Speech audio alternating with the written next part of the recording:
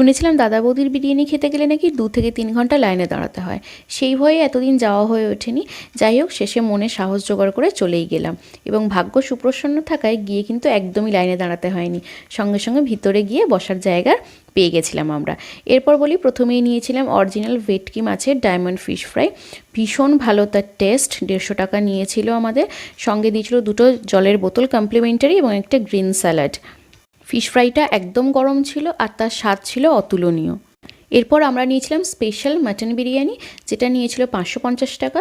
2 plate দিয়েছিল, 2টো আলু এবং 2টো মাটনের পিস ছিল। মাটনের পিসগুলো তো বেশ ভালো সাইজ, স্ট্যান্ডার্ড সাইজের থেকেও অনেকটা বড়। আর ওখানে খাওয়ার পর বুঝলাম কেন এত মানুষজন দাদা বৌদির বিরিয়ানি বলতে পাগল।